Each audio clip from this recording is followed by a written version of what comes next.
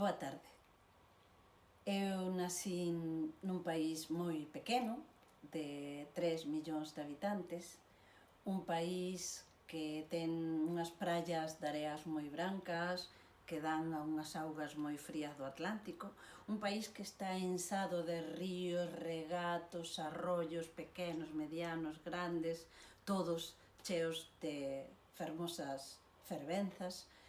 Un país onde se dá moi ben o millo, temos un viño branco, albariño estupendo, facemos unhas empanadas maravillosas, chove máis ou menos a mitade do ano ou máis, un país que polas noites contamos contos de medo, de mortos, de luces extrañas que pasan polo alto dos montes. Imos abrazar ao santo, é San Cono, o santo da Quiñela, pero imos igual.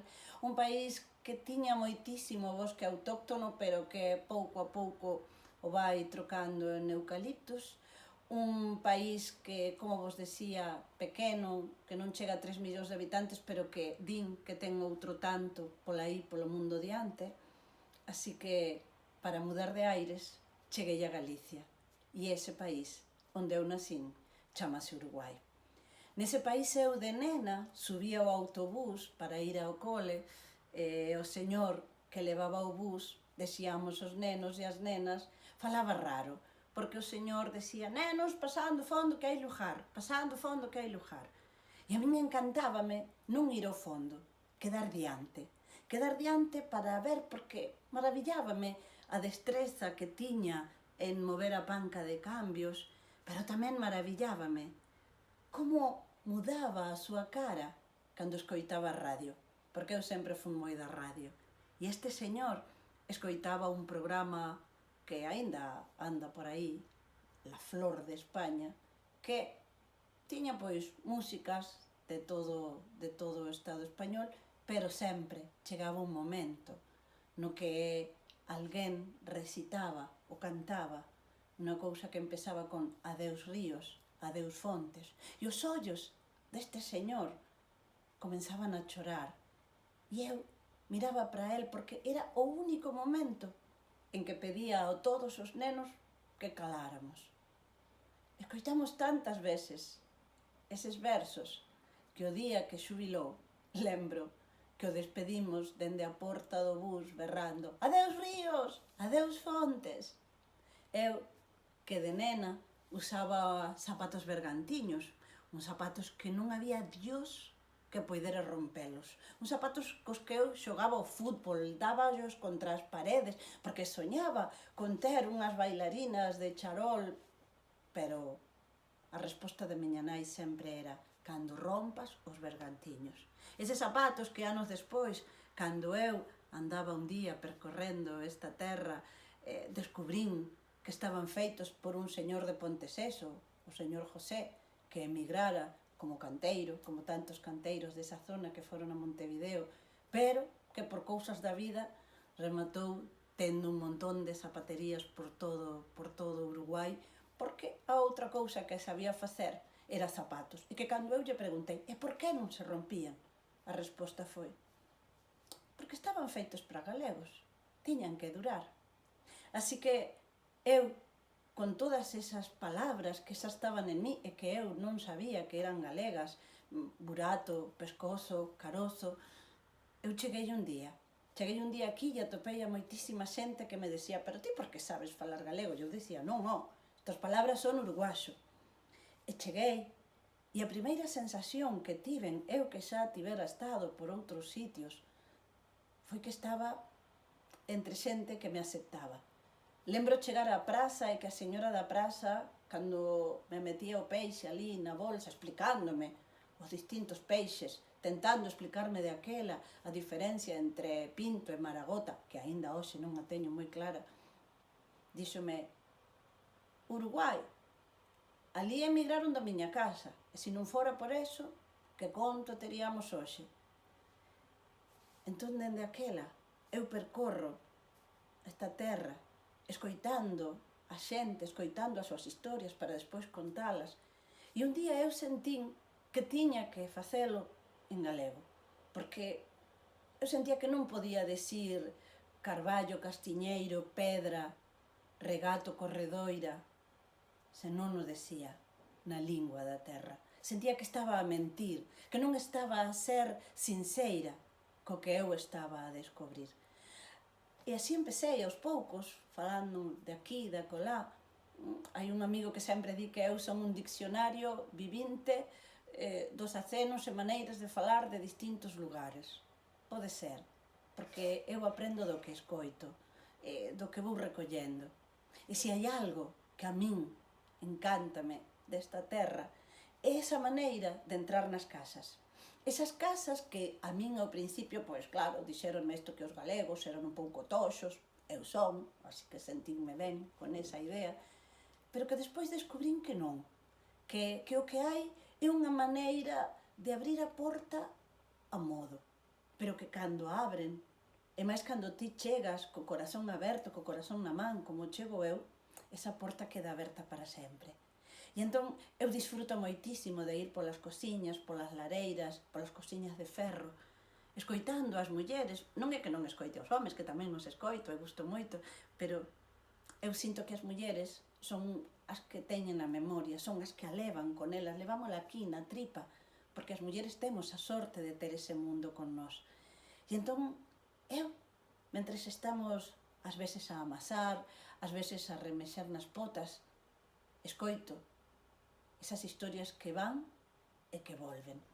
Porque, ademais, eu son das que creo que mentres cociñamos a lume manso, contamos historias. Nestes tempos de tanto microonda, clean, clan, con, take away, como lle din, o sea, esto de levar a tupper pa casa, eu reivindico volver a cociñar así, a lume manso, para poder falar a devagar, para poder falar no tempo en que a pota entra a ferver. Esta terra que ten unha das comidas máis longas que eu coñezo, porque o cocido, esa cousa que empeza coa matanza lá polo San Martín, bueno, incluso antes, cando estás a finais de agosto ollando para as lúas e para ver se a terra está ácida ou non, e botar as navizas, os grelos, os repolos, esa comida que empeza ali e que remata en febreiro, cando xa están ben afumadas as cacheiras, os chourizos, cando xa pingaron bastante nas lareiras e que seguramente ti levaches nalgún xersei, algunha mancha, eu teño. Entón, nesas lareiras eu gusto de sentar e de escoitar. E teño moitas historias, hoxe non me vou a estender moito, pero quero compartir con vos esa sensación. Por exemplo, estes días estaba eu a lembrar a señora emérita, alá polos Ancares, cando fun, non buscando a súa, fun buscando outra lareira que me falaran moi ben, a da señora Eutilia, e fun a facerlle a foto para registrar ese espazo, para escoitar esas historias. E cando cheguei, tiven unha destas maravillas, un asallo destos maravillosos que suceden nesta terra, porque se hubo cousas que a mí me sorprenderon e moito cando cheguei, en primeiro lugar, foi eso, a maneira de comer. Esta cousa de comer coa mesa que desborde. Como decía a miña avoa, pouquiño que entre todo no plato, que non se volque. A cousa é que eu cheguei ali á casa, á aldea da señora emérita, buscando a señora Otilia, cando vin que ela estaba nese outro lugar que a min tamén asombroume moito cando cheguei, no cemiterio. Estaba ali visitando os nichos, que é esta relación dos galegos coa morte, que en algún sitio pensan que é un pouco macabra, e que eu sinto que é tremendamente lóxica, práctica, normal e natural. Non en vano, eu, dos primeiros agasallos que recibín cando cheguei aquí, foi os títulos de propiedade dos nichos, porque así como me vedes, eu teño onde caer morta. A cousa é que eu cheguei e estaba a señora Otilia, a señora emérita ali, falando, e entón eu pregunteille pola casa da señora Otilia. E ela respondeu como responden aquí. E por que queres ir ali? E entón eu conteille. E ela dixo, porque non coñeces a miña. E fun a coñecela, claro. E ali entramos nun espazo temporal detido nun infinito tempo. porque ali as paredes tiñan as pegadas de moitos, moitos anos, as pegadas de moitos lumes, as pegadas de moitas potas a ferver.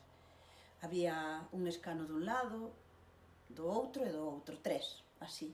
O deste lado estaba cheo de castañas postas ali enriba a secar, e en nada a señora emérita recolleu así a ramallada e prendeu o lume.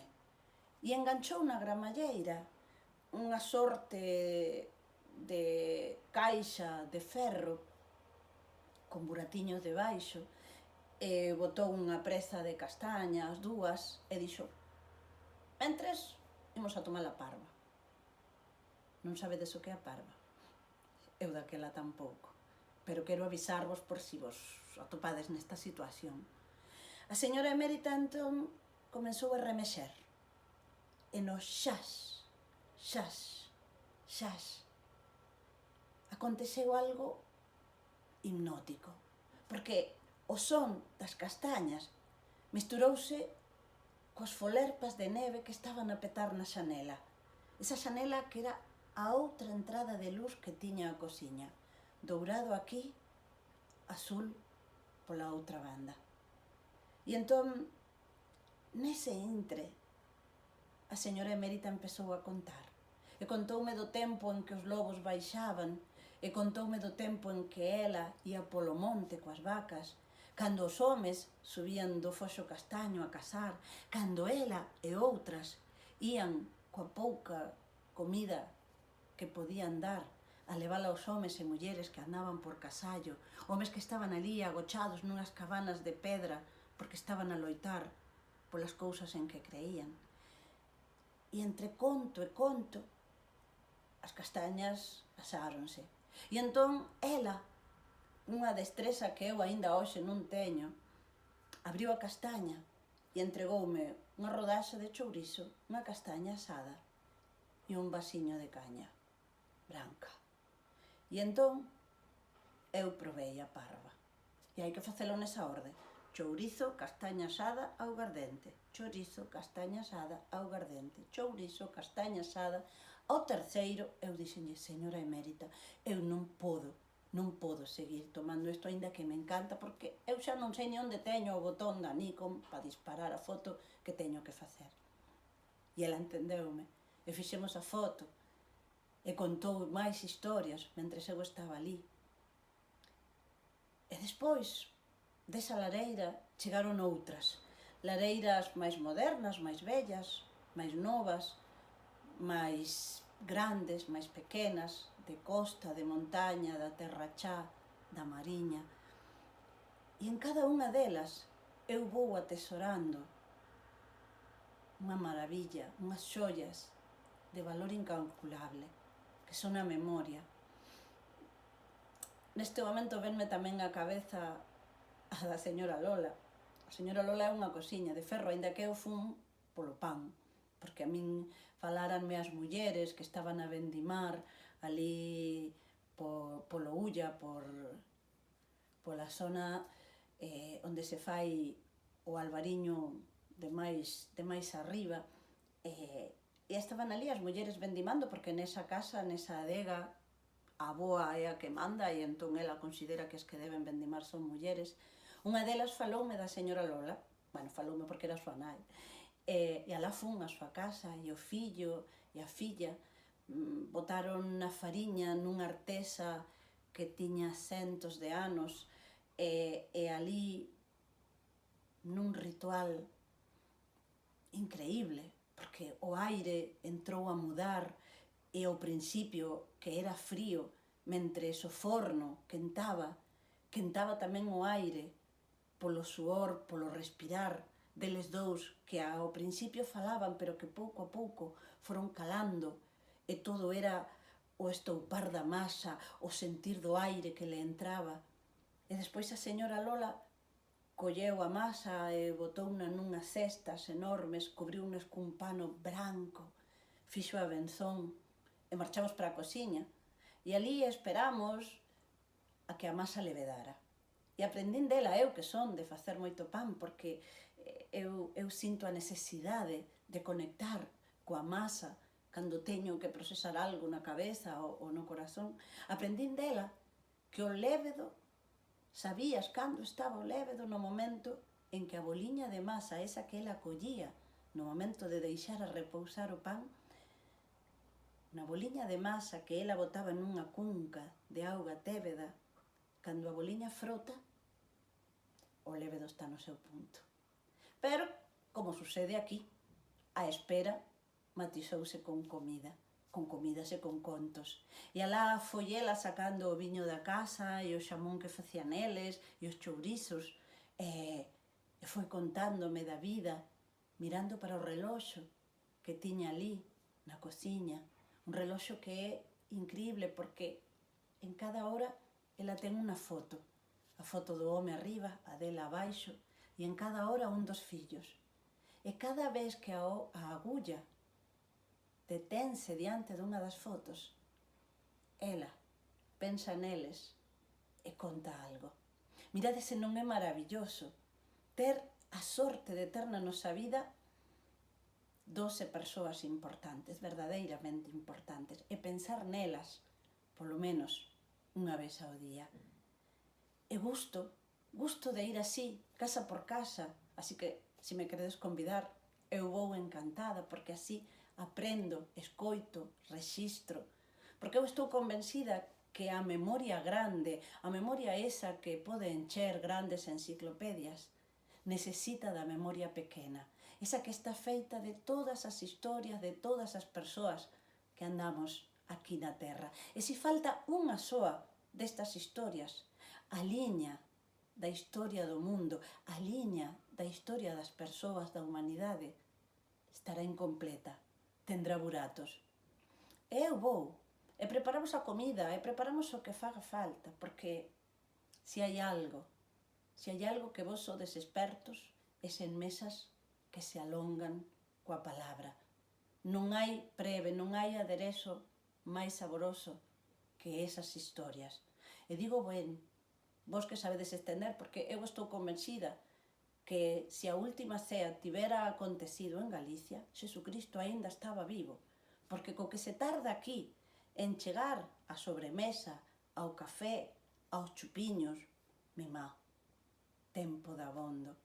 Entón, eu quero decirvos grazas pola confianza, por deixarme entrar nas vosas casas, a escoitar as vosas historias, por deixarme aprender a vosa lingua, que hoxe é miña, por deixarme estar nesta terra como se estivera na miña. Porque, como dixo un día Eduardo Galeano, as persoas somos como árbores. Ali onde nacemos temos as raíces, pero sabemos que as árbores aliméntanse coas raíces, pero hoxe en día sabemos tamén que as árbores aliméntanse polas polas, polas follas, e eu hoxe en día estas polas, estas follas, as teño aquí. Eu son a suma o das raíces e o daqui. En florecer estamos. Moitas grazas.